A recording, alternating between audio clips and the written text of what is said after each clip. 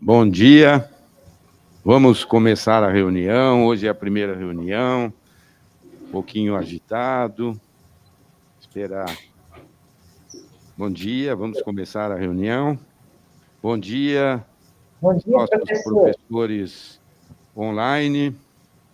Bom dia. Tudo bem? Bom dia. Bom dia. Primeira reunião do ano 2024, prazer muito grande.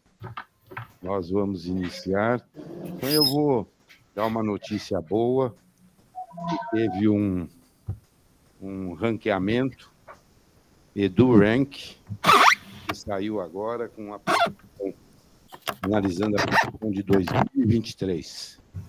E a Universidade de São Paulo, onde seleciona as 300 melhores universidades em pesquisa e em repercussão entre os que foram avaliados. E a Universidade de São Paulo ficou na 51ª posição. Então, é a 51 dentro das melhores do mundo, das 300 melhores. A obstetrícia dentro da medicina, a obstetrícia e ginecologia da USP, que seríamos nós e Ribeirão Preto, ficou na 3ª posição. Após Harvard, que é foi a primeira, e o Charité, da Alemanha, em segundo. E a obstetrícia e ginecologia da USP ficou em 3º lugar. Foi a mais bem ranqueada da medicina da Universidade de São Paulo. Então, eu acho que é bom, porque isso é o esforço de todo mundo que se dedica, que faz pesquisa também, que faz ensino, e esses são os itens que foram avaliados. No ano anterior, em 2022, nós estávamos em 10º, e era a melhor colocação da medicina da Universidade de São Paulo, considerando todas as áreas. E esse ano nós viemos para o 3º lugar. Então, parabéns a todos vocês por esse posicionamento. Muito obrigado. Então, nós vamos começar a reunião. Hoje temos o grande prazer, o professor Nilson e eu, escolhemos para fazer a abertura, professor Chao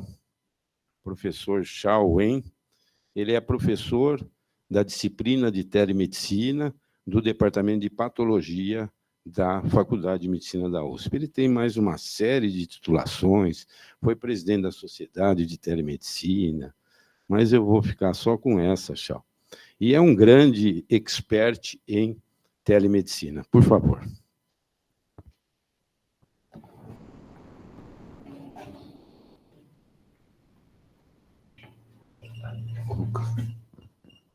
Aqui, tá. Então, tá bom. Bom, primeiramente, bom dia. Parabéns para vocês por essa posição que o professor Baracá falou. E o professor Baracá sempre é muito gentil, né? E o professor Nilson também, de me convidarem para falar. Eu já estive no ano passado para falar sobre inteligência artificial, e esse ano o professor Baracá pediu que eu falasse um pouco sobre as plataformas aplicadas à medicina. Na verdade, eu vou falar de uma forma genérica, não do ponto de vista para fazer diagnóstico, mas como ferramenta de apoio, né?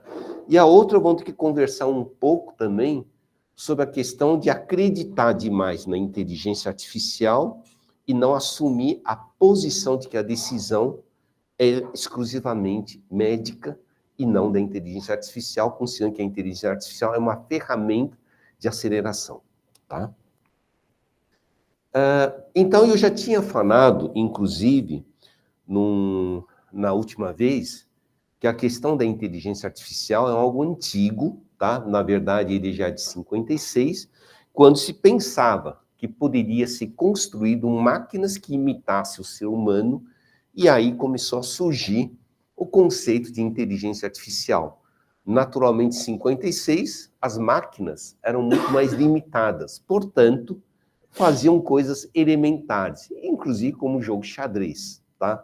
E à medida que as coisas foram aumentando, à medida que nós tivemos processamento em nuvem, à medida que os computadores ficaram muito mais capazes e algoritmos melhores, a inteligência artificial passou a ser o nosso dia a dia. Hoje nós usamos a inteligência artificial não apenas em medicina, mas em várias outras ações, e nós não percebemos muito. Um deles é o Waze, né? Google Maps e assim por diante, que o que nós fazemos no dia a dia, ou então quem assiste streaming tem inteligência artificial, portanto a inteligência artificial é uma forma de acerenar. Hoje eu trouxe uma coisa que eu acho que a maioria já não conhece, principalmente o mais jovem, né? Eu não sei se vocês sabem o que é isso aqui. Isso aqui é na régua de cálculo. Na época que eu estava no ensino médio, não me autorizavam a usar calculadora. Tinha que usar régua de cálculo. Até que começou a surgir calculadora e os professores, na época, diziam, devia ser proibido. As pessoas vão ficar mais burras, porque tem que saber tirar a raiz quadrada na ponta do lápis. Raiz cúbica, quem sabe? Talvez não. Moral da história, a calculadora não fez ninguém ficar mais burra. Assim como o uso da régua de cálculo me identificava o processo. Hoje nem calculadora se usa muito. Se usa o quê? Planilha eletrônica. A planilha eletrônica, imagine como sendo a inteligência artificial e que nós não podemos deixar de usar. Tá? Então, só para colocar isso para vocês. E só estou fazendo esses primeiros slides só para recapitular alguns pontos, porque nós começamos a endeusar a inteligência artificial por causa do cinema, né? Inteligência artificial é o ser onipresente, onipotente, que tudo sabe e é superior ao ser humano. E, em princípio, quase 100% das inteligências artificiais que nós temos hoje é a chamada inteligência artificial fraca ou estreita. Não quer dizer que seja ruim. Significa que só serve para um único propósito. Então, um Waze não vai fazer diagnóstico médico, embora seja inteligência artificial, e um sistema de inteligência artificial que faça diagnóstico radiológico não vai fazer função de um Waze. Então, isso nós chamamos de inteligências artificiais estreitas ou específicas. E agora se fala sobre a inteligência artificial geral, que pudesse usar para vários propósitos, talvez o GPT-5 venha a ser para uso geral. Nem o GPT-4 serve, o que é gratuito é o 3,5, que é o ChatGPT 3,5, mas talvez o GPT-5 comece a imitar como um geral, porque possa ser utilizado para várias finalidades. Interpretação de imagens, geração de vídeos, assim por diante, tá? E eu tenho o chamado superinteligência, que hoje é pura teoria, pura ficção. A superinteligência é quando a inteligência artificial é maior do que o ser humano individual.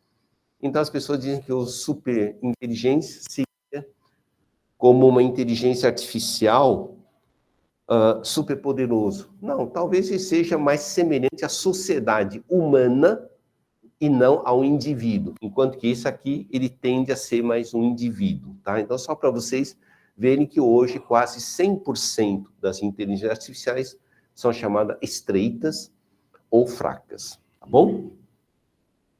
Tudo bem? Podem me parar, tá? Eu só estou fazendo recapitular da última fala da vez passada. E aí, é só para dizer que a inteligência artificial é algo já comum, né? Tá? O ChatGPT fez aquele estrondo em 2022, 2023, e começou a surgir, 6 meses depois, várias outras. Tá?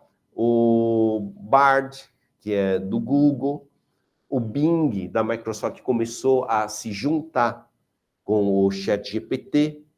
Tá? Então, só para dizer que a inteligência artificial já é antigo, e antigamente, quando eu falo antigamente, lembre-se que antigamente é 5 anos, tá? Isso antigamente. Só falava no IBM Watson, tá? Era Siri. Hoje, nós temos muito, é o Alexa, né? que é a inteligência artificial vocal em alto-falante, mas que também a Amazon está colocando como algo generativo. Isso quer dizer, a partir das próximas versões, você tem uma conversa natural com Alexa. E esse é aquele astro, que na verdade eu falo que astro vai ser o futuro do nosso atendimento em domicílio. Porque provavelmente em 2026, 2027 vai estar sendo vendido. Ele, na verdade, é um Alexa em 3 rodas. Tá? Então, por inteligência artificial, ele é um robô que vai permitir, inclusive, fazer toda uma questão de telepresença. Tá? Então, eu acho que o futuro do atendimento médico vai para a casa das pessoas, mas vai estar envolvido com uma inteligência artificial robótico de baixo custo. E, possivelmente, ele vai ser tão comum quanto vocês comprarem um robô de limpeza. Tá? Hoje, a maioria das pessoas já compra um robô de limpeza para não ter que passar aspirador de pó todos os dias, né? Tá? Então, isso é evolução. Então, vocês ouviram falar muito, tá?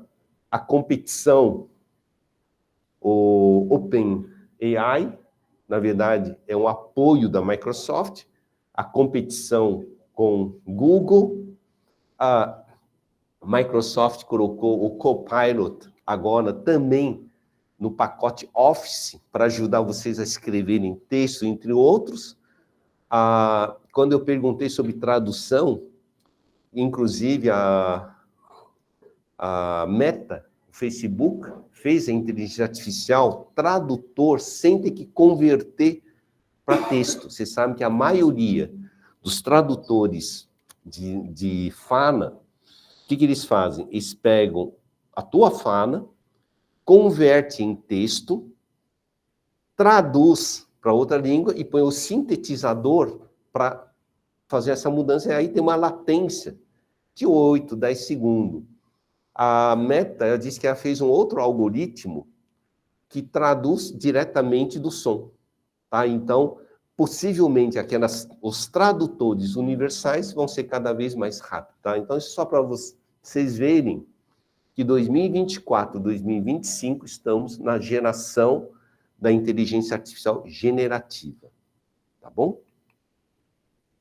E aí nós chegamos a esse ponto. Temos uma febre, assim como nós temos as questões de redes sociais, a inteligência artificial precisa ser debatida nos seus limites. Porque senão você tem toda uma percepção de uso,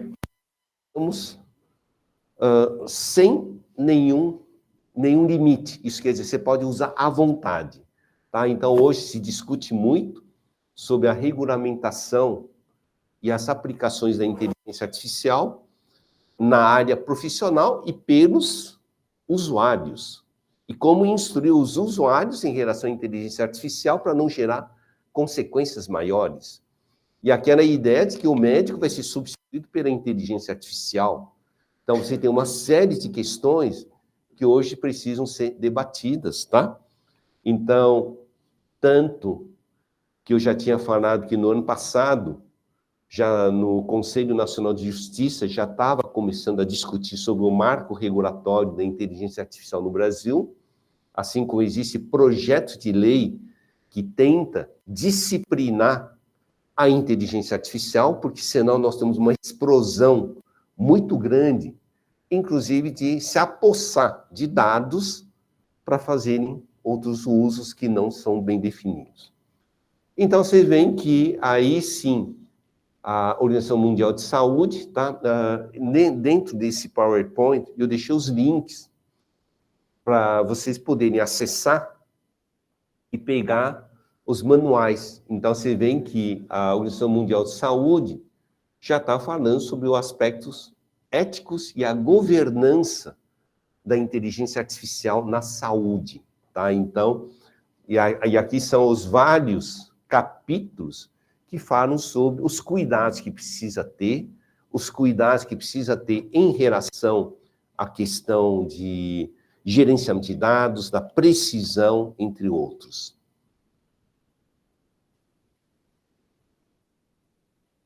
Esse aqui, então, já é trabalhos, né, mostrando justamente as implicações éticas, tá? Porque se nós não tomarmos cuidado, nós não tivermos o discernimento dos dados recuperados e pode induzir a situações complexas, tá? Então, aqui um exemplo para uma discussão sobre os aspectos éticos da inteligência artificial generativa. Generativa, o melhor exemplo é o ChatGPT, que é a inteligência artificial que conversa conosco como uma linguagem natural. Então, não é simplesmente o convencional do Google, que você faz uma pesquisa e faz uma listagem. A inteligência artificial generativa é o que nós tínhamos conversado no ano passado, que ele pega, entende o que você manda de ordem, ele faz a pesquisa e constrói um texto inteligível por nós. Então, isso é o generativo, tá? Então, nós já temos esses problemas dos aspectos éticos.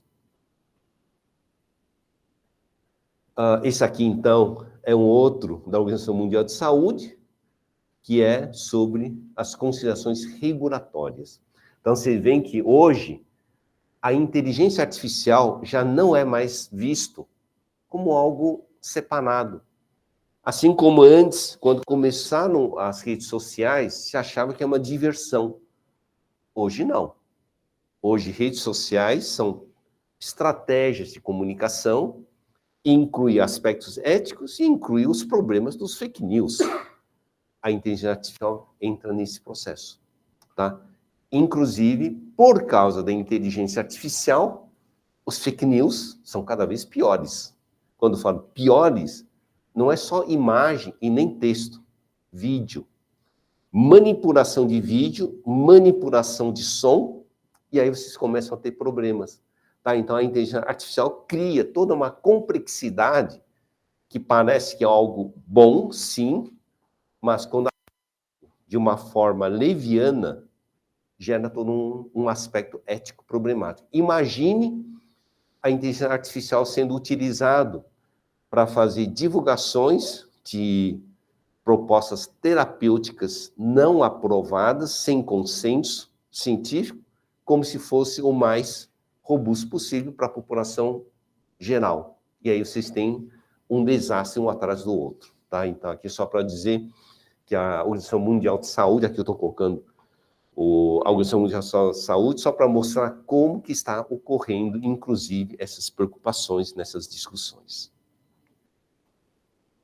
E aí, basicamente, então, inteligência artificial na área médica, o que tem evoluído muito é a parte de imagem. Na verdade, não é nem só na área médica, né?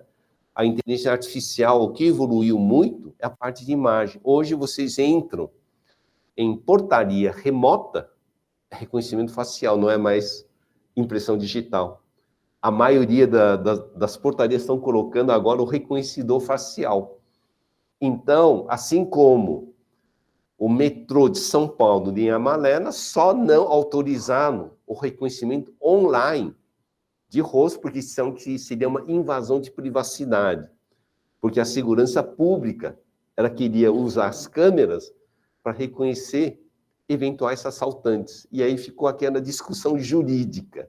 Será que pode ou não pode? Então, isso significa que os algoritmos de inteligência artificial para processamento de imagem melhoraram muito, tão bom que ele é muito utilizado para processamento radiológico, dermatológico, retinografia e assim por diante. Tá? Então, é uma área que avança muito. A inteligência artificial é muito utilizada, por exemplo, em ultrassom portátil, né?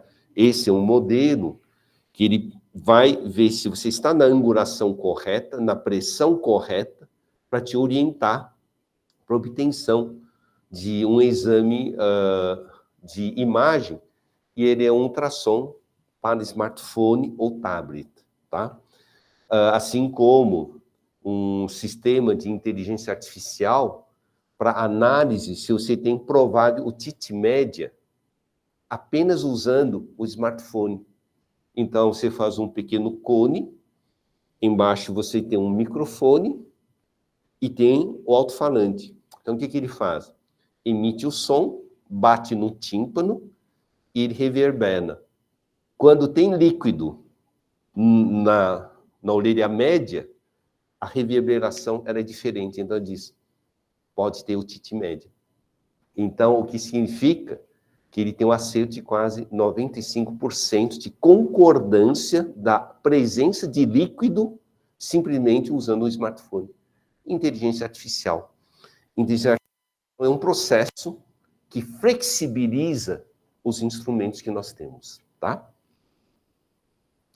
Muito utilizado em inteligência artificial na dermato, que é o mapeamento das pintas, pessoas mais claras que se expõem ao sol. Eu lembro que antigamente os dermatologistas tinham que pegar aquele mapa e ia um por um, mapeando, e depois tinha que analisar se as pintas tiveram modificações. Hoje não. Você faz uma imagem de alta precisão, ele mapeia e ele faz a varredura. O que tiver diferença, você vai com o dermatoscópio e faz uma avaliação, tá? Então, isso sim são aplicações de inteligência artificiais dentro de um processo para fins clínicos. Essa aqui é um exemplo de inteligência artificial que é de uma professora da Unicamp, que ela resolveu não ensinar inteligência artificial com lesões de câncer, de melanoma. Ela tampava as lesões de melanoma em preto e treinava a inteligência artificial com a pele ao redor da lesão. E ela conseguiu fazer um sistema que, ao olhar para uma lesão, conseguia acertar em 86% a chance de dizer se aquilo vai virar um melanoma ou não. Então, você vê que são formas e técnicas de uso. E as últimas inteligências artificiais com robótica, naturalmente, cirurgia, robô, tá? Com inteligência artificial, inclusive para sutura, entre outros, tá? Essa é uma tendência. Robôs hospitalares, tá? E os robôs de acompanhamento, robôs para punção ou para fins de hemodinâmica. Então, você vai fazer uma telecirurgia robótica, hoje já se pensa em hemodinâmica, tá? Então, vocês veem que a inteligência artificial está evoluindo muito nessa parte, e as cirurgias minimamente invasivas vão acabar indo para essa parte robô e inteligência artificial. Bom, só vou falar mais uns 4 slides e depois nós vamos para alguma coisa mais prática no nosso dia a dia. Uma outra coisa de inteligência artificial é o Neuralink, né? Que recentemente o Elon Musk falou que começou já a implantar em ser humano. Ele é uma mistura de eletrodos com inteligência artificial, tá? Então, basicamente, ele é a conexão, embora ele, primeiramente, que é coisa antiga, tá? Todo mundo acha que é algo novo, mas, na verdade, a interface entre cérebro e máquina, ele já nasce desde a época de 70, quando colocava os eletrodos para fazer a captação de sinais elétricos. Apenas teve uma evolução, tá? E aqui, então, só queria dizer que ele é um implante de eletrodos em pontos específicos do cérebro, com funções pré-determinadas para captação dos padrões elétricos. Esses padrões elétricos caem num sistema de inteligência artificial e você vai fazendo um treino. Você vai fazendo uma cognição. A pessoa pensa alguma coisa, gera um sistema elétrico e ele vai interpretando o padrão e ele passa a ser utilizado de várias formas, tá? Então, cada conjunto são 1024 eletrodos. Função: tratamento de doenças degenerativas. Em princípio, pode tratar a parte de Parkinson ou então, eventualmente, a ideia, embora esse aqui não seja do Elon Musk, né, mas um Neuralink com processamento de inteligência artificial para controle de exoesqueleto. exemplo para quem é tetraplégico, paraplégico. Então, vocês veem que a inteligência artificial, ela começa a varrer todo um conjunto de atividade e não é algo só específico. E eu só quis mostrar isso só para dizer que não é o ChatGPT, não é o Waze, mas ele tem uma gama de aplicações no nosso dia a dia, inclusive nessas áreas, que inclusive levam a parte do exoesqueleto. Tá bom? Tudo bem? Tá. Então aí, vamos entrar um pouquinho do ChatGPT, tá? Basicamente, vocês lembram que foi feito aquele alvoroço, né? Do OpenAI, e tanto que o Elon Musk e outro assinaram aquela carta dizendo que deveria parar por 6 meses a inteligência artificial, porque não estava bem controlado. Aí me perguntaram qual era a minha opinião, e foi tudo jogada de marketing. É que o OpenAI saiu em evidência, e eles não estão conseguindo lançar para colocar suficientemente, e é essa pura verdade, né? Então, o ChatGPT, ele tem todo um processo de conceito de treinamento, tá? Ele era um treinamento supervisionado, ele funciona mais como uma enciclopédia britânica e não algo específico. Então, ele tem um uso interessante nesse aspecto. Então, aqui é só para vocês verem que depois do lançamento, eles começaram a lançar uma outra cadeia, tá? Tanto que o ChatGPT começou a lançar uma outra coisa interessante, a versão Enterprise. Exemplo, vamos supor que a ginecologia do HC diz, eu vou assinar o ChatGPT Enterprise. O que significa? Ele libera o algoritmo do ChatGPT para que vocês construam o banco de dados de vocês, então vocês podem criar o GinecoGPT. Então, em vez de ser o ChatGPT, vocês usam as bases de dados da Gineco e cria GinecoGPT, que seria, então, algo generativo específico. O erro do ChatGPT é que ele é genérico, e ele não é específico. Então, só para vocês verem que, possivelmente, cada vez mais vão ter as empresas licenciando as suas plataformas para que vocês treinem, né? Vamos supor que o ICESP diz, eu vou criar, então você põe um câncer GPT, porque ele libera com que você alimente o seu próprio banco de dados. Aí sim, vocês têm uma plataforma cada vez melhor, assim como chat é chat, mas ele tem justamente aquele Whisper, sistema de áudio transcrição e sistema de tradução, tá? Então, vocês veem que isso, então, ele tem uma aplicação interessante.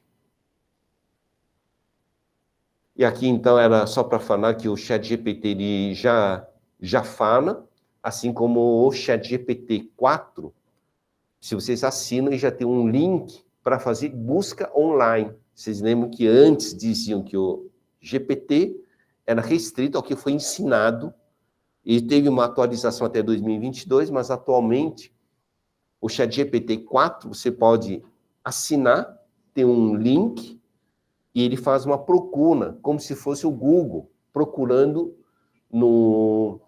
na internet. Então, na verdade, é uma nova forma de pesquisa, tá? E aí, eu chego e falo assim, aí saiu essa matéria. Com auxílio do ChatGPT, mãe descobre síndrome rara do filho e que 17 médicos não conseguiram, né, descobrir. Aí o pessoal diz, André, viu? ChatGPT é melhor que médico. Porque se não fosse o ChatGPT, não teria feito o diagnóstico. Aí eu chego e falo assim, eu desafiando o ChatGPT. Óbvio, né? Podemos dizer que a inteligência artificial na saúde é um tipo de Waze da saúde? Olha só, aí ele me responde, não podemos dizer que IA na saúde é um Waze da saúde. O termo Waze pode se interpretar como uma plataforma de navegação. Aí fala, e eu faço muito mais. Faço diagnóstico médico, faço tal. Olha como ele não gostou. Bom, Aí eu fui. IA não faz diagnóstico. Apenas ajuda o médico a fazer diagnóstico. Assim, apenas um Waze da saúde. Cutuquei. Aí ele veio. Peço desculpas. Se houve alguma confusão na minha resposta. Você está correto em apontar que IA na saúde não faz diagnóstico de forma autônoma, mas sim ajuda os médicos e profissionais de saúde a realizar diagnóstico mais preciso e eficiente. Isso a torna uma ferramenta auxiliar valiosa, de modo que pode ser comparada a um Waze.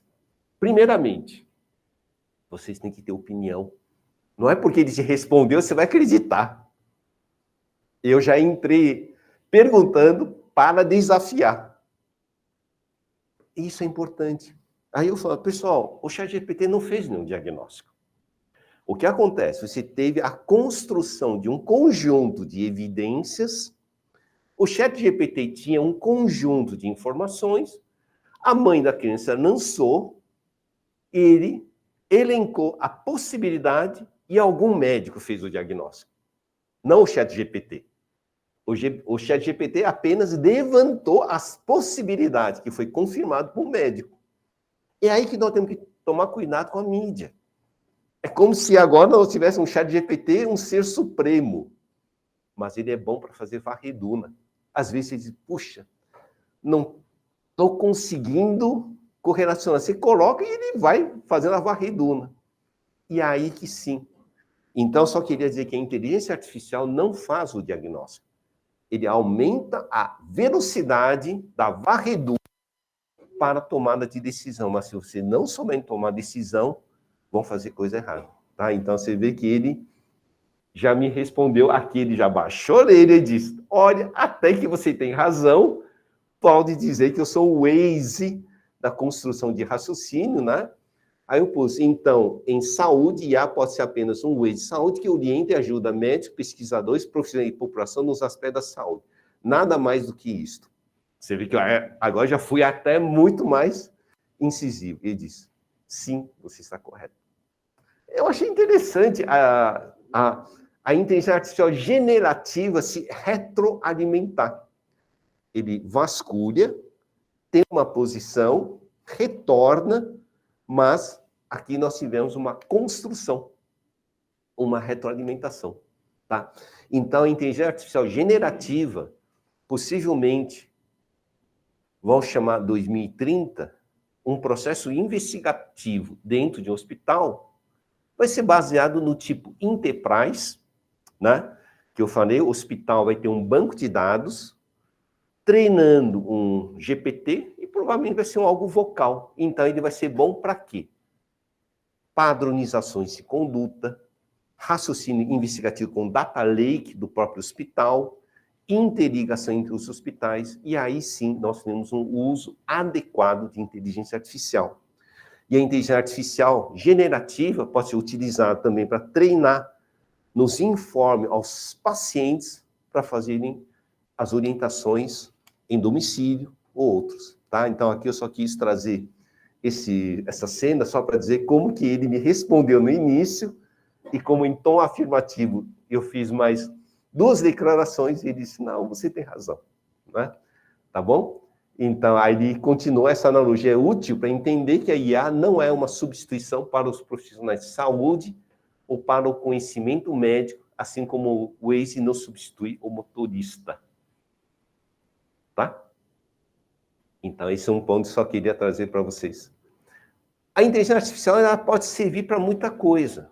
Exemplo, a pesquisa pode servir para várias funções, inclusive para correção, né? Você escreveu um texto, você corrija. Você escreve um texto, traduza. E você vai modificando. Então, ele apoia muito nisso. Ele pode ter sistema para análise de imagem, entre outros, tá? Então, aqui eu só pus alguns exemplos. E aqui é exemplo de um trabalho que estavam falando sobre o uso da inteligência artificial numa pesquisa, numa referência, e estava aqui falando que estava fazendo uma pesquisa e gastou centenas de horas para avaliar mais do que 5.000 estudos para identificar 31 que acharam relevante no processo de meta-análise. Aí, usaram basicamente o ChatGPT, que aí até criou alguns links fictícios, tudo, e usavam esse outro, o Elicit, e falou que em 10 minutos identificou 70 trabalhos, né? E que, inclusive, encontrou outros 37 que não estavam feito uma revisão. Aí vocês entenderam, então, por que uma inteligência artificial, para que serve em pesquisa? Ajudar a vasculhar uma gama de trabalho e diz, me veja as coisas mais relevantes. Ele vai procurando coisas mais relevantes. Tá? Esse é um exemplo de uma aplicação, e nesse caso ele estava comparando o ChatGPT com esse outro, que então, economizou centenas de horas. A mesma coisa depois que eu trouxe minha régua de cálculo. Talvez se eu fizesse um cálculo mais complexo com a minha régua de cálculo, eu demoraria muito mais do que eu ter uma fórmula totalmente pronta no Excel. E o Excel talvez me demorasse apenas 1 minuto e eu levaria horas. Aí sim é uma plataforma para ser utilizado para fins de pesquisa e análise. Tá? E aí vocês poderiam também pesquisar informações relevantes, clínico, entre outros. Aqui é só para dizer que várias grandes empresas, depois que eu falei que o OpenAI, que o Elon Musk, só estava tentando ganhar o tempo por uma questão de mercado, né? Tanto que a Amazon também já lançou a tua área para fins médicos, né? E ele permite com que você, inclusive, possa fazer análise de dados não estruturados. Então, você vê que as grandes corporações estão avançando, tá? Google também está fornecendo nuvem onde você possa trabalhar para fins e assuntos na área de saúde, tá? A Microsoft, tá? Inclusive, colocando a parte da inteligência em apoio ao diagnóstico. Algoritmo é inteligência generativa. E aí eu estava querendo dizer, as grandes empresas, é muito mais do que natural, que eles vão usar esses algoritmos para vender serviço, mas vocês treinam. Tá? Então, aqui eu só estou dando exemplo, que assim como a OpenAI lançou a versão Enterprise, os outros também estão lançando, e aí sim, de repente, vocês vão criar gineco-generativa, e aí vocês vão ter uma inteligência artificial específica para a área da gineco. Tá? Assim como a EuCV, né? Também está o Clinical Key, então, em vez de usar aquelas procunas, vai ser por generativo. E provavelmente vai ser vocal. Tá? Então, essas transformações elas vão ocorrer muito rápido este ano, possivelmente em 2025, a maioria dos sistemas de pesquisa vão usar a tecnologia generativa, que foi desencadeado em novembro de 2022 como algo para que nós tenhamos uma familiarização. Esse talvez seja o grande papel que o ChatGPT teve, né? Criar aquele oba-oba para as pessoas entenderem o que é o generativo. Aqui, então, é só para colocar para vocês. Vocês sabem que, às vezes, dizem que o ChatGPT delira, né? E, para não falar delírio, eu usei a palavra invenção. O que significa quando você inventa? Aí ele diz, como modelo de linguagem, não sou capaz de inventar respostas intencionalmente, né? O meu objetivo é fornecer respostas precisas e relevantes com base nas informações que recebo na pergunta. E aí nós chegamos a um ponto.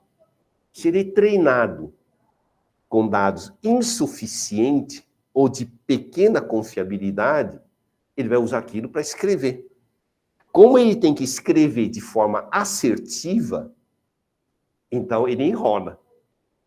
Aí ele parte do princípio. Nós humanos é que interpretamos que ele está delirando. Porque nós confiamos tanto na palavra que ele escreve, que nós achamos que é certo. Então, talvez no futuro, a inteligência artificial generativa vai vir o texto e vai dizer índice de relevância de precisão, para que o usuário saiba que aquele texto era baseado em 5% de relevância. Tá? Então, só para vocês novamente verem que a inteligência artificial, hoje, ele tem que ser utilizado com ponderação, e não como algo 100%, como se fosse 100% correto. Tá? E aí eu falo, mas se você pode falar coisa errada, então para que eu quero te utilizar? Né? E ele parte assim, que ao interagir com ele, ele pode servir para ajudar a começar a construir uma jornada de pesquisa. E você vai nos outros sistemas de inteligência artificial e pesquisa para comprovar. Isso em relação ao 3,5, o 4 melhora, mas essa forma dele expressar, é importante que a inteligência artificial em nenhum momento diz que ele é dono da verdade alguma. Ele apenas diz que eu sou um algoritmo e que eu uso os dados que eu tenho para responder às suas perguntas. A outra, eu posso responder errado porque as suas perguntas não foram bem feitas. E aí nós chegamos a um ponto. Nós também temos que ensinar os nossos estudantes, residentes, entre outros, a fazerem perguntas precisas. Senão, também dá respostas erradas. Tá bom? Tudo bem até aqui? Só vou fazer mais 5 minutos, aí eu prometo que eu paro. Tá? Como pode ajudar um ginecologista? Mesmo usando só o ChatGPT, né? Muitas vezes, você pode usar para fazer educação ao paciente. Olha, finge que você é um paciente com tal perfil. Eu quero explicar isso. Gere o texto para quem entenda. Então, ele pode te ajudar a elaborar, facilitar a comunicação, tá? Aconselhamento, então, pesquisa clínica, linguagem médica simplificada, pode te ajudar. Às vezes, você tem um processo cirúrgico, você diz, escreva as etapas do processo cirúrgico. Pode não ser o mais correto. Você pega, copy-paste e corrige. Então, ele pode facilitar. Não que ele vai produzir 100%. Aqui eu só estou dando ideias, porque eu estou usando o ChatGPT, porque é de graça. 3,5. Porque o WhatsApp, ele só se tornou sistema de mensagem instantânea mais usado no Brasil porque é de graça. Se fosse pago, ele não seria tão difuso. Então, eu resolvi colocar um pouco mais o ChatGPT 3,5 para dizer, olha, o que vocês podem fazer de uso com algo que é gratuito, mas que valorize o tempo de vocês. Tá? Então, aqui é exemplo do que pode ser feito, por exemplo, para a área de gineco.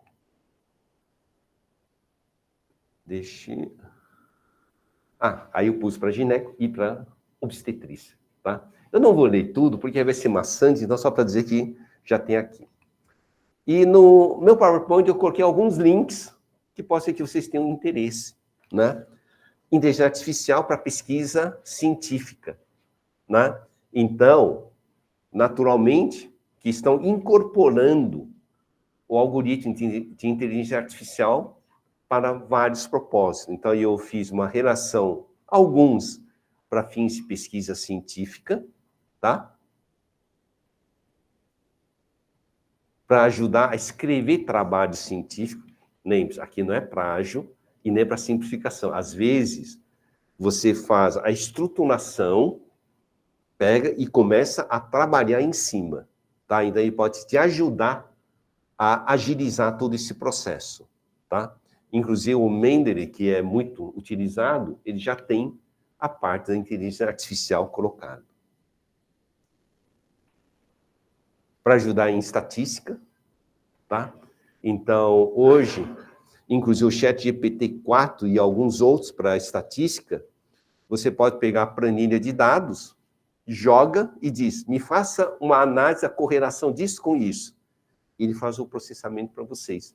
Então, muitas vezes, aquele trabalho que era utilizado com estatístico, ele é muito simplificado já pela inteligência artificial, tá?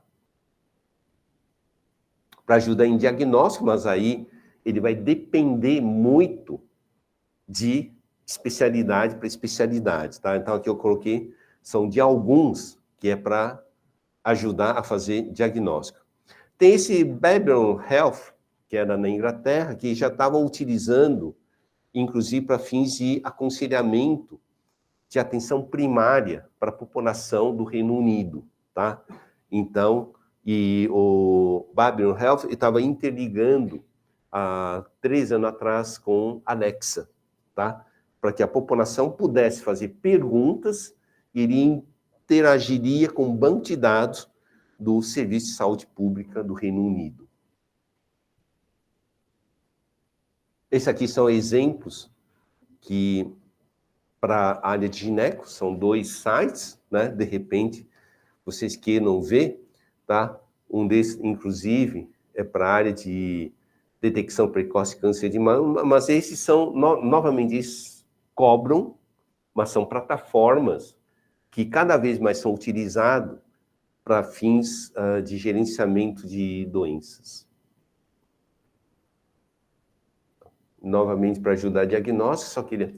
para gerar vídeos, às vezes vocês precisam produção de vídeos, e vocês, em geral, contratam editores de vídeo. Hoje já tem aplicativos de inteligência artificial que te facilita muito a vida, tá? Slide vai ser censurado. Oi? Slide vai ser censurado. Geração de imagem. Um deles é para gerar imagem de pessoas que não existem. Você sabe que hoje a inteligência artificial gera retrato de pessoas. E um que é só para gerar de pessoas que não existem. Quer dizer, mas para quê? É que às vezes você quer fazer uma publicação, você paga problema de royalties por pessoas existentes. Então eles criaram, inclusive, inteligência artificial para gerar rosto humano que não existe. Tá? Agora vocês vão ver que na internet, o que tem de imagens hoje, que hoje você tem que tomar cuidado para ver se é real ou não é real, tá? Nós já somos iludidos pela inteligência artificial, mas aqui é só para mostrar o quantas coisas que já tem desse processo, tá? De audiotranscrição, talvez uma das coisas que a inteligência artificial vai servir de grande importância é prontuário eletrônico. Essa história do médico ficar bajulando o teclado vai ser rediscutido. Então, você vai dizer, olha, prontuário MV, coloque isso, realce isto, destaca isto. Então, à medida que o sistema de comando vocal e audiotranscrição vai melhorando, provavelmente uma das grandes ações vai ser laudos, emissão de laudos, e, eventualmente, a parte de prontuário. E você ainda pode dizer, agora me sintetiza as coisas mais relevantes. E você corrige e diz, anexado.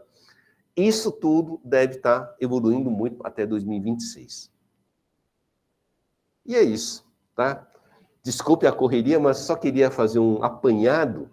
E eu não quis colocar item por item, porque o PowerPoint está aqui e já tem os links para caso vocês queiram clicar e ver, tá? E não lembre-se da régua de cálculo com Excel.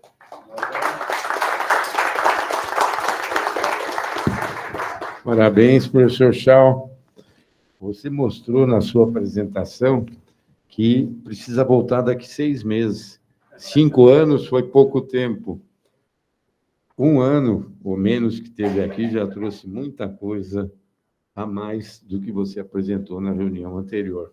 Parabéns, viu, professor Chau? Excelente. Obrigado. 2 pontos.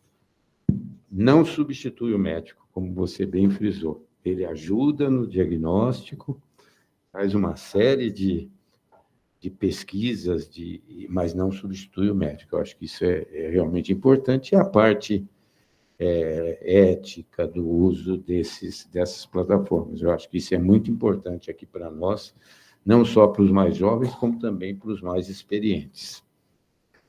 Que é uma coisa interessante, só para vocês lembrarem. A inteligência artificial é uma inteligência colaborativa. A palavra artificial, inclusive, está errada, né? Nós podemos até chamar de uma inteligência digital, mas o mais princípio é uma inteligência colaborativa. Todas as pessoas colocam os seus conhecimentos e ele extrai rapidamente, tá? A outra, por ser uma ferramenta, ele basicamente não toma decisão nenhuma. E já por uma estratégia, né? Imagine se alguém que faz um algoritmo de inteligência artificial toma uma conduta errada, quem você vai processar? A empresa. Então, você chega para a inteligência artificial e pergunta quem é responsável, sempre diz, é o médico. Tá? Então, eu acho que esse é um lado importante. Não existe substituição. Perfeito, perfeito. Gostei também muito do Gineco GPT USP. Vou pensar nisso seriamente agora também. Gustavo Maciel, por favor. Pedro, você deu tchau para mim ou você pediu a palavra? Você fez assim, ó. Tá bom. Gustavo Maciel, professor. Abrindo o microfone, por favor. Bom dia. Bom dia, professor. Bom dia. É sempre um prazer ouvi-lo. E toda vez que a gente ouve o senhor, a gente fica um pouco perplexo, né, com o mundo que a gente vive. Eu tenho uma dúvida, na verdade, tem 2 pontos. O primeiro ponto é que a ciência, normalmente, ela tem uma evolução relativamente lenta, né? Entre a descoberta, por exemplo, de um mecanismo molecular e a implantação disso como uma prática clínica, leva anos. E a sociedade hoje ela é muito rápida, né? Então... E aí o que acontece? Sempre o pessoal, baseado aí nos algoritmos e baseado no volume de coisa que eles colocam aí nesses algoritmos, eles vão levando a falsas verdades, né? Então, por exemplo, a gente na área de endocrinologia reprodutiva tem uma praga aí, uma peste que está acontecendo, que é a história de, por exemplo, da predominância estrogênica, da predominância progestínica, que isso, na verdade, não é descrito pela ciência, não está em livro nenhum, não está em artigo nenhum. E aí, o que acontece? A internet, as redes sociais estão inundadas com esse negócio. E as pacientes vêm, doutor, eu vim aqui porque eu estou com uma predominância estrogênica. Então, eu queria perguntar para o senhor como é que a gente poderia pensar nisso, porque nesse descompasso entre o ritmo de descoberta e aplicação da ciência e esse ritmo que as pessoas querem que a coisa aconteça, né? E aí, a segunda pergunta com relação à questão das questões regulatórias. Assim, por exemplo, hoje o que a gente faz quando a gente vê essas mentiras aí na internet? O máximo que você pode fazer é denunciar como falsa prática, então como uma coisa que pode ser até lesiva para o paciente. Mas me parece aquela luta lá do Dom Quixote com os moinhos de vento, né? Porque é muito maior, é muito mais intenso do que a gente consegue combater. Queria que o senhor comentasse um pouco a respeito disso. Muito obrigado, Gustavo. Professor Chau. Bom, eu acho que com essa profusão da inteligência artificial, nós vamos caminhar assim como a mídia fez, né? Com as redes sociais que começaram a fazer fake news, eles começaram a criar um validador de notícia. Esse validador de notícia, não, isso é fake news ou não. Eu acho que o único jeito é a academia não fugir ao seu papel, né? Abrir, justamente, tem que ser divulgado para a população uma área de validação de notícias gerado por inteligência artificial também, tá? Então, eu acho que isso é um equilíbrio que vai ter que ocorrer e vai ter que também começar a trabalhar com que a população, se quer informações boas, procurem referências. Exemplo, vamos supor que fosse o HCGPT. Quer checar? Vai lá no HCGPT. E o HC tem a responsabilidade, por exemplo, de garantir que isso funcione. Ou então, vamos supor que uma rede de universidades vai criar um GPT acadêmico. E as pessoas vão lá. Tá? Você não tem como interferir na liberdade que existe no mundo digital, mas você pode fazer um consórcio, por exemplo, um projeto temático para a FAPESP, vamos criar um validador de informações científicas acadêmicas para que a população possa usar e vamos criar uma cooperação institucional. Aí eu acho que funciona. E a questão de consequências, aí nós não temos o que fazer, exceto que o Conselho Federal acione alguns pontos, porque nós temos a parte do ato médico, se fosse o caso, mas também acionar pela LGPD e por outros mecanismos de Código Civil, entre outros, porque foi gerado dano. Esse dano, embora na internet ela seja difusa, mas, de qualquer forma, são mecanismos que têm como ser feito. Eu só recomendo uma coisa, que a academia não fique omissa. Tá? Se a academia for omissa, isso vira uma bagunça. Tá? Então, mas assim, o que você falou é um fato. Tá? Inevitavelmente vai ocorrer. Mas, inevitavelmente, nós estamos atrasados e a academia precisa correr agora para gerar a sua inteligência artificial acadêmica. Perfeito. Nós temos inscritos o Pedro Monteleone, o Assone, o Filace, José Maria, e a Ceci. Então, vamos lá. E o Celso. Eu vou pedir, como já são 9 horas, perguntas breves, pouco dissertativas, tá bom? Bem objetivas, para que o professor Schau, a gente possa ouvir o professor Schau dissertativamente. É isso que nós queremos. Por favor, Pedro. Pelo que eu entendi que o senhor expôs, eu não sei se eu entendi corretamente, mas é possível, de acordo com o CERN, com a origem da plataforma de inteligência artificial, ela tem uma espécie de ideologia de uma linha a ser seguida, né? E eu queria saber também do senhor, como é que o senhor aplica esse tipo de atuação no seu dia a dia? E uma última pergunta, as novas plataformas não estão sendo, nem todas são liberadas para o público usar. Qual que é mais ou menos o custo do chat GPT 5.0 para você se associar e poder usar? Mensal. Olha, primeira coisa é que o 5.0 ele não foi lançado ainda, mas o 4.5, eu acho que estavam cobrando $30 por mês para você poder acessar. E ele já tem mais recursos, ele consegue gerar imagens, ele consegue interpretar arquivos, ele consegue ver arquivos de PDF, entre outros. Mas ele está por volta de uns $30, tá? Eles mudam um pouco. Agora, o que eu mostrei é que a Microsoft e esses outros, eles começam a incorporar dentro dos planos deles. Então, tudo isso está sendo estruturado comercialmente, tá? Agora, a inteligência artificial é apenas um algoritmo. É um algoritmo que usa um banco de dados que é treinado para uma finalidade. Então, quando uma instituição vai fazer, aí funciona. O usuário individual, nós só temos que usar basicamente o que tem disponível no mercado, porque você não vai treinar esse banco de dados. Agora, vamos supor que você tem uma clínica ou um hospital. Você diz, não, eu vou contratar esse serviço e eu vou alimentar, eu vou ter um grupo que vai alimentar uma inteligência artificial generativa minha. Ou você vai abrir uma startup. Aí também funciona. Tá? Aqui eu só mostrei, são empresas que fornecem essa infraestrutura. Muito bom. A Sony. O Kasparov, campeão mundial de xadrez, jogou contra o computador.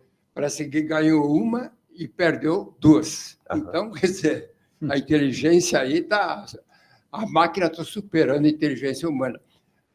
Mas há 20 anos, mais ou menos, tentaram colocar na colpocitologia o computador, por exemplo, de Papa Nicolau. E hoje, não deu resultado, né? Hoje está tendo já resultado, pode vir o computador até me substituir, porque eu também já estou com uma idade bem avançada para estar aqui, viu? É isso que eu queria saber. Então, quando você pergunta para uma inteligência artificial tipo ChatGPT, você pergunta assim, você consegue fazer o diagnóstico? Obrigado. Vai dizer, não, eu apenas listo, eu não sei o contexto. O médico tem o contexto. Então, aí nós chegamos a um ponto. Ele é uma varredura a partir de um conjunto de informação. Mas o médico atribui o contexto da situação do paciente para ver a relevância, para depois fazer uma próxima pergunta. Então, só quero dizer que aqui, nesse caso, a inteligência artificial pode ajudar a construir um raciocínio na medida que você coloca uma pergunta e te devolve retorno técnico, você olha o técnico, vê quais são os pontos dentro do contexto da linha do tempo ou da patologia do paciente, formula uma outra pergunta e vai construindo.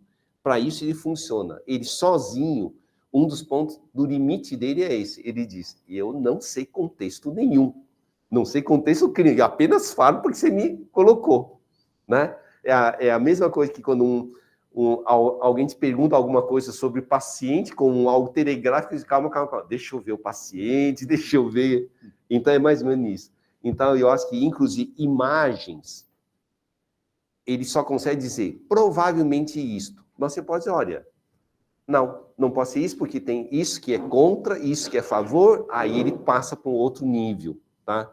Por exemplo, casos em que você pode ter uma suspeita de câncer de cabeça de pâncreas, uma imagem radiológica, e na verdade não era um cálculo, né? Então você tem que dizer, olha, é isso não pode ser por causa disso, e aí ele consegue ir filtrando. Então a inteligência artificial é um filtro lógico em cima de dados, mas o médico que dá o contexto. Essa é a ideia. José Roberto Filassi, por favor. Bom dia, parabéns, professor Shaw, excelente. O Gustavo falou assim da evolução lenta, né? Mas a evolução que a ciência teve nesses últimos 20 anos não teve nos 2000 anos anteriores, e cada vez está mais acelerada. Isso daí a gente nunca tinha ouvido nos anos 2000, já não imaginava ChatGPT, etc. E hoje estão se discutindo se ele substituiria o médico ou o advogado, etc., né? E sempre que falam, não, jamais vai substituir o médico, jamais vai substituir o advogado. Nós tivemos palestra aí que no Brasil está se formando 42 mil médicos por ano, metade não fazem residência. Você acha que eles não vão fazer o uso do ChatGPT para resolver os problemas? Bom, você fez uma boa consideração. Eu acho assim, que a inteligência artificial também pode ser um divisor mínimo para promover uma qualificação, tá? Aí, novamente, nós chegamos a um ponto. Primeiro, ChatGPT, ele é uma listagem, ele devolve, ele não tem o contexto. O contexto é o praxis. Então, aí, novamente, desculpe te cutucar, eu acho que o HC devia ter o HC-GPT, deveria ter no Saúde Digital uma coisa supervisão clínica, o HC-GPT ajuda e a pessoa lá aciona uma supervisão clínica, aí funciona. Eu falo isso porque é o seguinte, você está certo, estamos prestes a formar 42 mil médicos ao ano. No Brasil. No Brasil. E a maioria não vai fazer residência e vai sair no mercado porque precisa ganhar os seus 12 mil reais por mês para pagar a mensalidade que ele pagou. Então, virou um negócio. Claro. Aí eu diria, olha, a inteligência artificial pode ser um bom mecanismo de educação, desde que tenha uma supervisão de uma tutoria praxis clínico. Aí, talvez, um outro plano de ação seria inteligência artificial, mais supervisão por telemedicina para criar telepreceptoria. Aí eu acho que funciona. Tá? Eu também acho o seguinte, o médico bom nunca vai ser substituído. O médico ruim vai ser sempre substituído. Então, na verdade, a existência de uma inteligência artificial generativa ele requalifica, ele remoderna a forma de exercício profissional, tá? Então, só para dizer o seguinte, na década de 90, as secretárias no Reino Unido fizeram greve, porque foi lançado e colocado o processador de texto. Elas disseram que iam perder o trabalho. 5 anos depois, os administradores de hospitais estavam mandando tirar os processadores de texto dos hospitais, porque as secretárias se requalificaram tanto que estavam pedindo aumento. Então, eu estou dizendo, o processador de texto, ele não tirava o emprego, mas ele requalificou o papel de uma secretária. E eu acho que é mais ou menos isso. Nós só precisamos acordar que a inteligência artificial e as modernas tecnologias mudam a forma de exercer a profissão, tá? E quem não se readequa, aí sim, esse tem que ser substituído e tem que ser requalificado. Isso aí, professor. Obrigado. Sabe que a próxima palestra sua eu vou trazer a Alexia dos meus netinhos. Tem tanta pergunta que eu estou meio confuso. Ó, é o Zé Maria, depois o Zé Maria Altel, a Ceci, Celso Borelli, e o tempo está correndo. Na fala do José Maria, eu vou encerrar as inscrições, se me permitem. Por favor, não peçam depois, tá bom? E ontem eu fui dar aula no HU, às 11 horas. Estava lá a preceptora presente, a telepreceptoria pode ajudar, mas o presencial faz falta. Foi o professor Nilo junto comigo, me levou, depois de muitos erros de caminho, meu e dele, nós conseguimos chegar lá. A minha também, então, 9 horas, sobrou pouco. Vamos lá, então. Professor José Maria. Professor Chá, parabéns pela exposição e também do questionamento a respeito da utilização do ChatGPT pela população. Mas a minha preocupação também é acadêmica com o aluno, o aprendizado. Cada vez mais os alunos estão já chegando e dominando o ChatGPT. E para eles, a aquisição de informação é mais rápida do que a leitura de um livro. Tanto que nos seminários eu vejo que algumas informações se repetem e são informações antigas e até inadequadas, que têm de ser corrigidas. E eu pergunto para eles, né? Vocês utilizaram? Alguns falam assim, não, professor, nós lemos vários textos. E outros já estão admitindo que estão utilizando. E o grande problema é isso, é o banco de dados. Quando o senhor falou que vai estar querendo criar um GPT acadêmico, talvez a gente consiga adequar esse material. Eu acho que essa é a parte mais importante. E esse é o nosso desafio. Não é só o que está formado, mas o que está formando hoje, inclusive a nossa instituição, já está utilizando a ferramenta há algum tempo. Aí você chegou a um ponto importante. Até nós criarmos um GPT acadêmico, vai demorar. Você tem uma realidade, os alunos. Os professores é que tem que mudar. Eu acho que os professores não devem ter a versão de que o aluno vai usar um ChatGPT, não. Com a condição que ele mostre a pergunta que ele formulou, por que ele fez aquela pergunta, e ao identificar um desatualizado, você diz, por que você não checou? Porque a função de um professor não é impedir o que ele tem disponível, mas ele construir a maturidade. Você viu que você fez essa pergunta, o motivo pelo qual foi esse, e deu isso, e você não checou se estava atualizado ou não. Isso é ser um professor. O bom professor gera a maturidade comportamental. E às vezes eu chego assim, você chega para um aluno e diz assim, faço em grupo, mas eu quero só 2 páginas. 2 páginas, você obriga com que eles podem procurar à vontade, mas tem que ficar todo mundo junto e me gerar 2 páginas e na tua frente. Então você fez uma outra dinâmica. Eles procuram no ChatGPT, depois vão debater os seus pontos de vista, porque a ideia é gerar a maturidade que depois que eu mostrei, quando eu perguntei, ChatGPT, o que é você ficar inventando? Então ele já confessa que ele fez imprecisão. O aluno é capaz de entender a imprecisão e ir buscar outras informações para fazer a relevância, depois que eu falo. Alunos, primeiro que o professor não é obrigado a saber tudo. Mas o professor, ele te ensina na vivência dele a como checar se algo está certo ou não está errado, ou não está certo. Tá? Então, talvez os professores vão ter que mudar a tua forma e estratégia de lidar com alunos. Mas nesse sentido. Eu peguei uma fase, professor Chau, quando estava na comissão de graduação, que os alunos do primeiro ano, eles faziam Ctrl+C, Ctrl+V de livros e entregavam, e aí depois o professor via que era uma cópia de um capítulo, de um livro que ele indicou. Sim. Então, eu acho que isso que você colocou é extremamente importante. Eu acho que o papel do professor é orientar. Ele é o grande mentor do estudante. Agora, o Theo Lerner, depois a Ceci, depois o Celso Borelli, e para fazer a fechadura, o professor Nilson Mello. Chau, muito legal.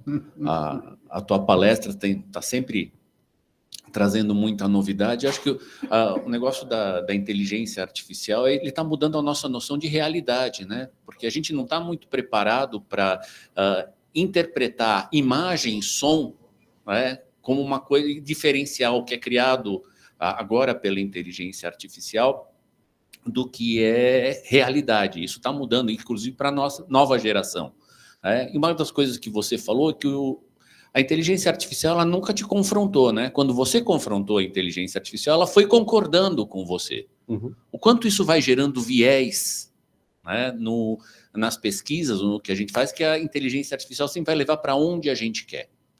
Isso eu queria que você comentasse um pouquinho em cima. E segundo, uma questão um pouquinho mais prática, o que você acha do Bard, do Google, que é outra plataforma de inteligência? A gente só fala do ChatGPT, e tem o Bard que ele promete que ele faz a pesquisa dele com os dados do Google em tempo real. Sim, O que você acha dessa plataforma? Então, é que aí começa a ter uma briga do Bard com o Bing, né, como sistema de procura, assim como o ChatGPT 4 já tem também a procura. Então, é apenas uma nova forma de devolver resposta. A única coisa que tem que tomar cuidado, quando lhe devolve uma resposta em generativo, você pensa que está tudo certo, ele não te dá um indicador de grau de precisão, né? Mas eu acho que, assim, a tendência futura é que vai ser tudo generativo, como uma forma de procura. O Bard também está evoluindo muito, assim como o Google também está lançando o Gemini.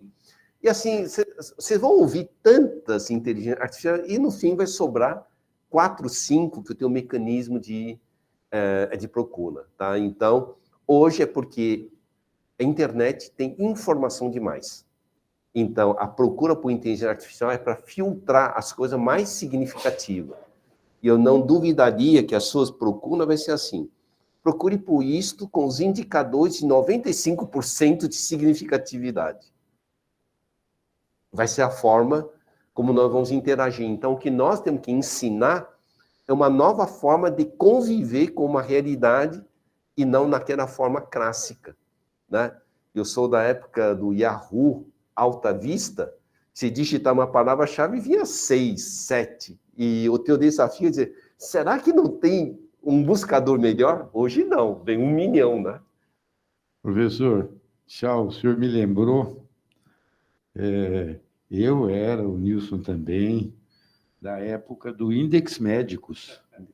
Aquele desse tamanho que tinha lá na Bireme. Aqui, acho que na faculdade, acho que tinha também. Mas era do Index Médico, uma letra pequenininha. Hoje está...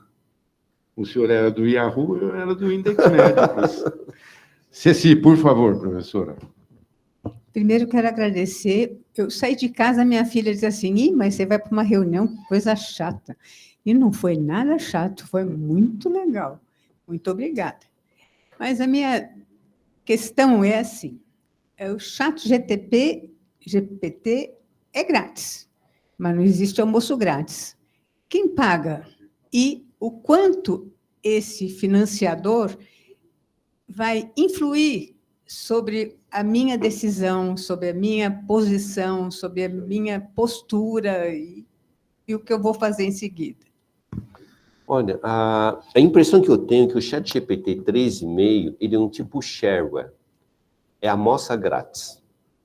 ele vai ter erro. Ele diz, não, você quer melhor? Vai no 4. Olha, o ChatGPT 3,5 não permite você fazer geração de imagem, não permite interpretar arquivo. Vai no 4. Então, no fundo, é uma isca. Fora a outra, que é uma fonte de propaganda gratuita, né? Você pensou se tivesse que fazer propaganda nas mídias? Mas eles não estão atualizando muito mais os dados do 3,5, ele se fixou justamente até eles atualizaram para início de 2022. Mas o 4, ele diz, olha, usa o 4 que eu pesquiso online na internet.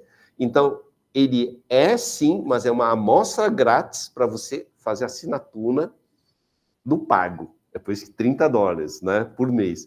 Então, você tem que ter uma taxa de uso necessária e para que ele possa vender outros módulos. Por exemplo, audiotranscritor, sintetizador de som, né? E assim por diante, tá? Então, agora, o que eles podem fazer com seus dados é analisar quais são os países que mais usam, quais são as perguntas mais feitas, tanto que existe estatística para saber o que os seres humanos mais perguntam para a inteligência artificial. E isso eles podem fazer. Olha um exemplo aqui agora que nós tivemos do ChatGPT. Eu pus aqui no ChatGPT, quietinho. Gustavo Maciel, onde você está? Vem para cá. Olha ele ali.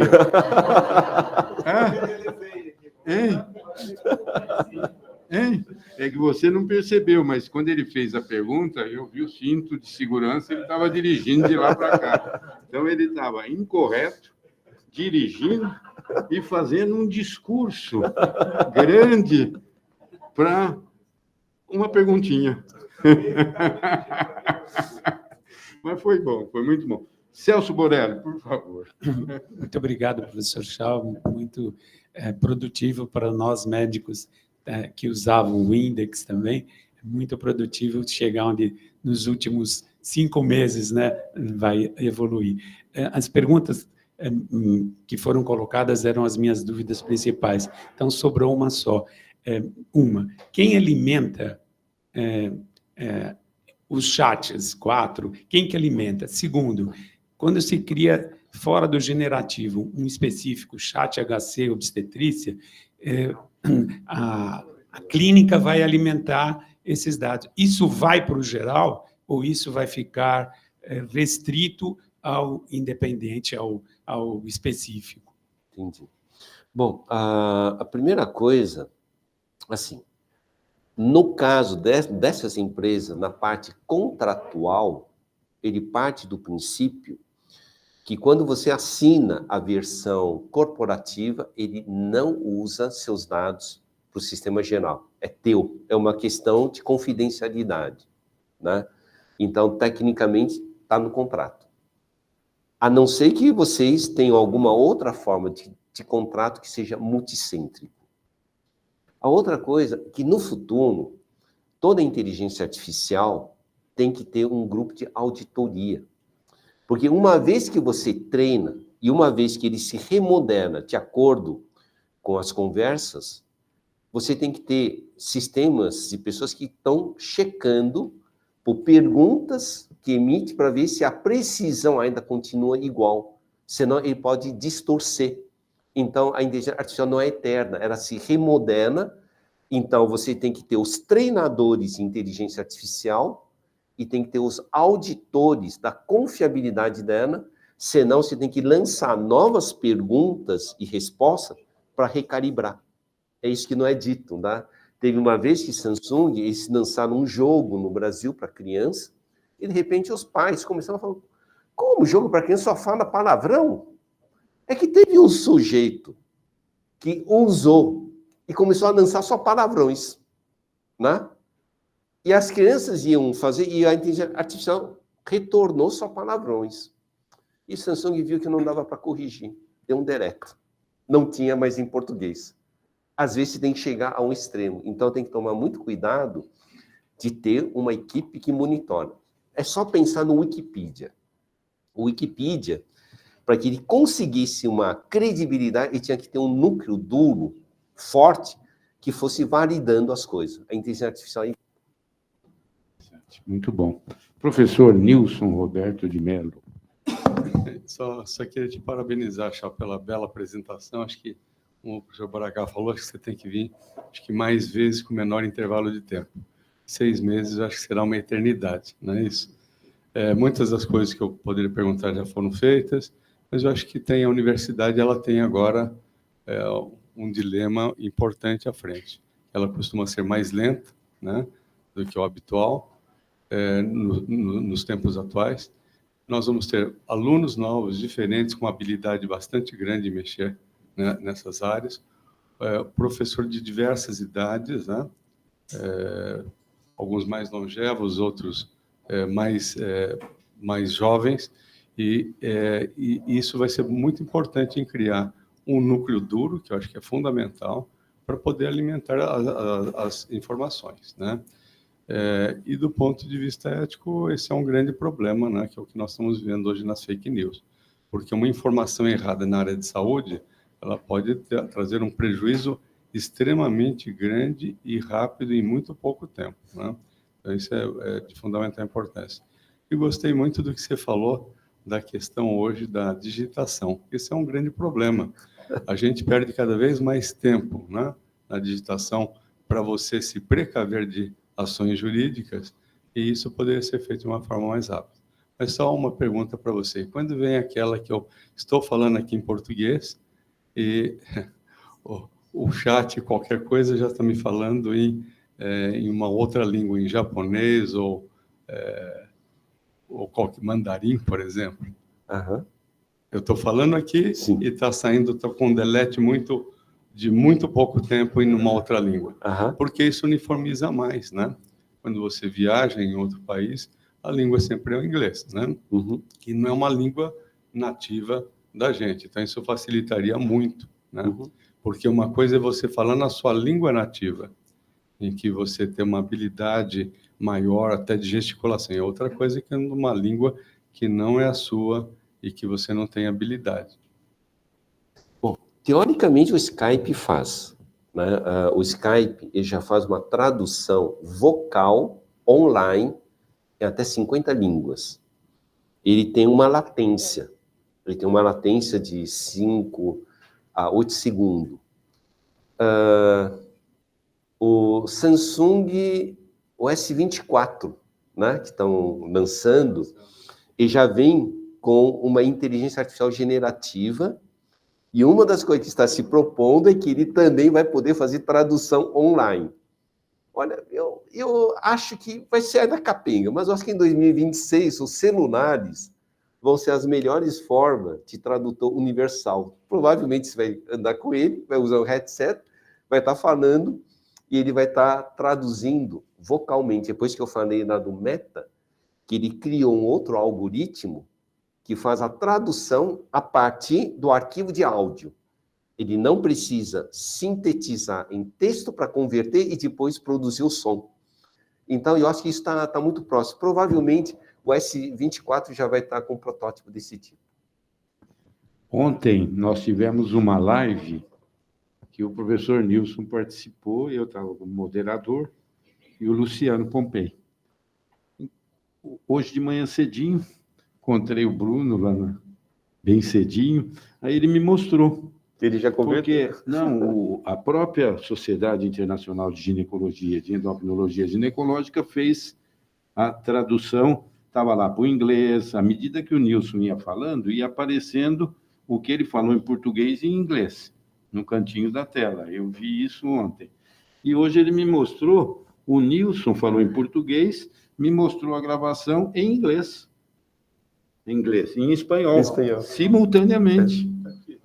Então mostra aqui para nós. Essa vai ser uma tendência. Um belo espanhol, né? Eu achei que era Nilson de Mello. Então, é por isso que eu falei que o chat... Pode mostrar? Pode mostrar. Teste de tradução em tempo real. Aí. Corticoides parciales. El principal era acetato de midroxprogesterona, administrativo de acetato también. Los efectos estrogénicos parciales a norexterona. ¿Tiene relación? Sí. Cuando administra norexterona, puede Está haber una parecendo o conversión Ciseles. estrogénica del 4%.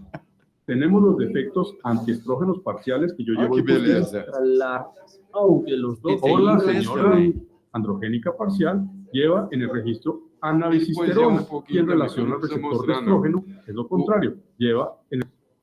No ano passado, ele me mandou. Você viu, Nilson? Parabéns.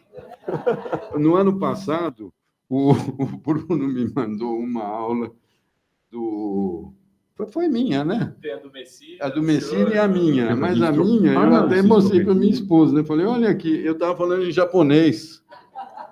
E uma ou outra palavra que era mais assim, eu entendi, era japonês mesmo, porque.